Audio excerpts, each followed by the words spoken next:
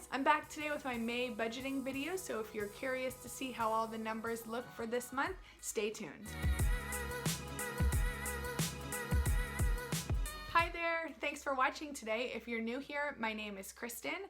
I blog at senseandpurpose.com where I share my family's personal financial journey to help you budget your best life. If you're new around here, thanks for stopping by. I make videos on frugal living, saving money, budgeting, paying off debt, and all of the above. And I hope you'll subscribe and join my little family over here on YouTube.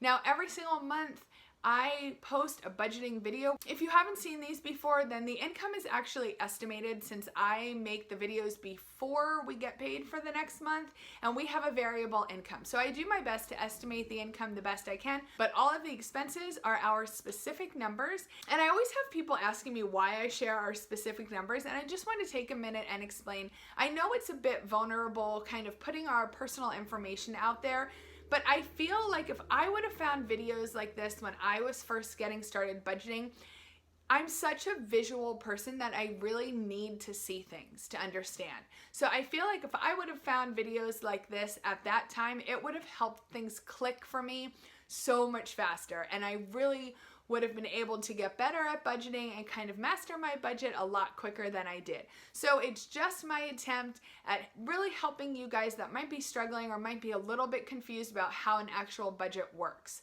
So I'm going to go hop on my computer and show you guys the May budget. Okay, so we're here in my May budget, and I've tried to clear some of the things out. So what I do, if you use this budget spreadsheet that I sell on Etsy, then you probably already know. But what I do is I just come down here, I right click and I hit duplicate, and that will copy the previous month's sheet for me. And then I just change the name. I go through here, I uncheck all the boxes since nothing's paid yet for this month. And then what I'm going to do now on this video is I just go down through the whole sheet and kind of adjust all the amounts, make sure everything's good. And the first thing I start with is our income. I'm going to link a blog post down below in the description where I give you a couple different options on how to budget if you also have a variable income. It gives you 3 different options on how to budget.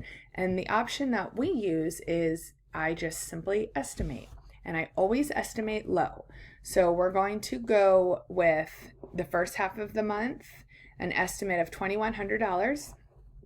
In the second half of the month, an estimate of $2,000. So the first expense is mortgage, and we take every pay $708 and put it in our online savings account, and it gets pulled out of there automatically each month for the bill to be paid. Next is natural gas and electricity. This I just leave in the amount from the previous month, and then when the bills come in, I will go in and change it, update the actual cost of the bills here. Same thing for water and sewer, and the same thing for our internet and cable, as well as cell phone.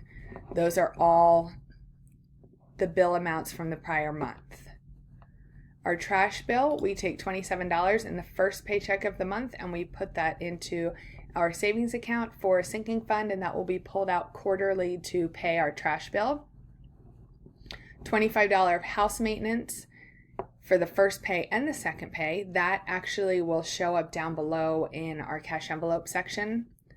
I budget $150 for gas for the month, so I just split that between the 2 paychecks. If you're new to my channel or you haven't watched any of my budgeting videos before, I will link my budgeting playlist up here. You can check out the prior months. I do one of these videos every month, but I split our expenses between the first pay of the month and the second pay of the month. So I kind of sometimes will call it the first half, the second half. Some people call it paycheck budgeting, and that is how we divide our budget up. So it's technically 2 separate budgets within one monthly spreadsheet, if that makes sense. I hope it makes sense. Groceries, we are a family of 4, and we budget $100 a week for groceries. So I just split that $200 in the first pay, $200 in the second pay. We budget $30 each pay for restaurants, and we don't eat out very often. So that $30 usually will end up going towards just miscellaneous spending. I put $15 aside each pay for Sam's Club. We get a whole bunch of foods and some paper products at Sam's Club. I usually do 1 Walmart pickup order a month. So our food budget actually comes out more like $4.50 for the month. I don't know when I'll be going to Walmart. This is what I spent last month at Walmart. That's because I had a credit. I use Walmart grocery pickup, and I have a link. I'll leave it down below where if you want to try it, you can get $10 off your order. And when you use my link, I also get $10 off my order. So that order was $30 last month, but I'm just going to zero that out for now because I don't know when I'm going this month. I have to pay for fall soccer this month, and that we will pay the second half of the month. So I have $159 in there. I will take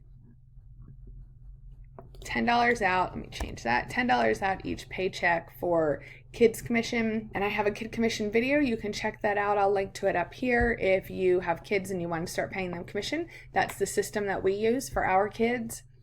Kids stuff, I'm going to fix that to $25 each pay. This is one of my favorite envelopes. We just put this aside. For example, my daughter has a book fair coming up, so I will take money out of the kids stuff envelope and give to her to purchase a book at the book fair. So this is my cash envelopes. I will skip over that section because this automatically pulls from the actual budgeting sections that we're filling in, these greenish bluish sections. So I'm going to skip over cash envelopes. We'll go up here. Church, we give $100 to our church. I usually do that in the first pay. I'm not sure why that's in the second pay, so I'm going to change that. We donate to World Vision each month. In the beginning of the month, that's $29 to sponsor a Syrian refugee. I'll leave that link down below as well if that's something you might be interested in checking out. Spontaneous giving, oh, this should be zeroed out. This is $27.50. That was to some fundraiser we donated to on Facebook last month. I actually forget what it was for. So I'm going to zero that out. And that we don't budget ahead of time. If something comes up that we want to give to, we give, and we just fill that in after the fact. Some months we don't do any spontaneous giving. Some months we do a couple fundraisers or a couple donations. So I don't really budget ahead of time since I'm not sure what that month might hold.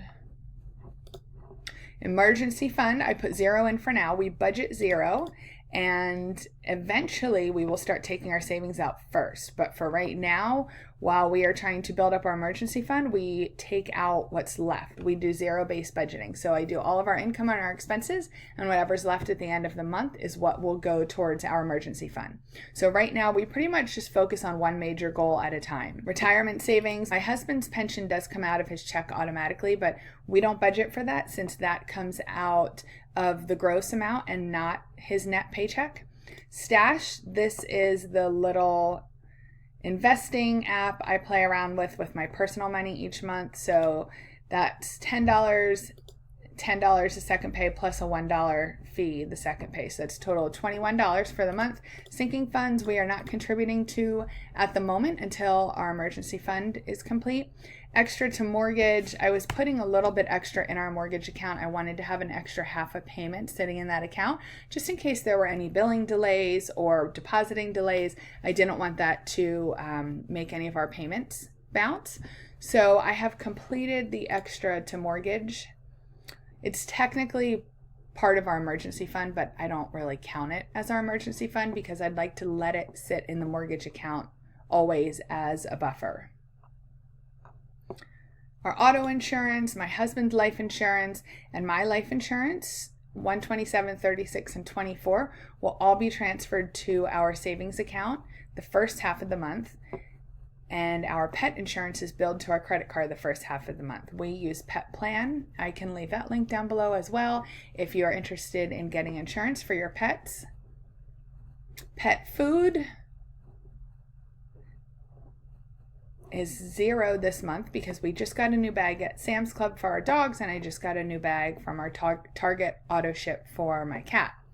Vet care, we put $25 to a vet care envelope each pay. Cat litter, I talked about this on a previous video. We are going to start using, or at least trying out, Kitty Poo Club. The name cracks me up. So I placed our first order for that. It's an auto ship. It'll come monthly. It's actually just for the cat litter. And this month was $23.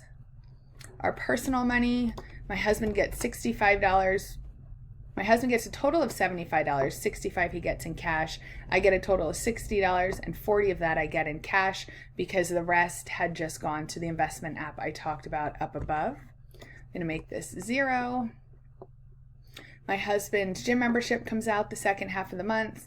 We'll put $25 in our gift envelope for each pay this month. Now, since we have Mother's Day coming up, we have a couple birthdays coming up, Father's Day. This is a really crazy time of the year for gifts for us.